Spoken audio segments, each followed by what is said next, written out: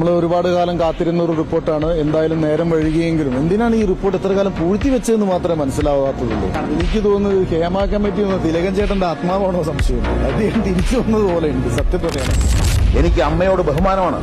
എന്നെ പെറ്റമ്മയോടും അമ്മ എന്ന സംഘടനയോടും എനിക്ക് ബഹുമാനമാണ്. ഒരാൾ പോലും അമ്മയ്ക്കെതിരായി തിലകൻ സംസാരിച്ചു എന്ന് പറയരുത്.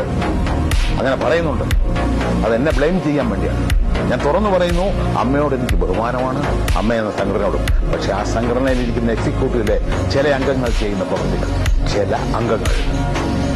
പ്രവൃത്തികൾ വളരെ മോശമാണ്.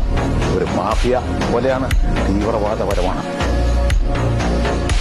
അതുപോലെ തന്നെ ഫെഫ്കയിൽ ഒരു നടന് തൊഴിലാണ് അവൻ അഭിനയിക്കുക എന്ന് പറയുന്നത്. പക്ഷെ കലയും കൂടെ, വെറും തൊഴിലല്ല. കല നമ്മുടെ സമൂഹത്തിന് ആവശ്യമാണ്. അതില്ലാതൊരു സമൂഹം ഒരിക്കലും നല്ല രീതിയിൽ പോകില്ല.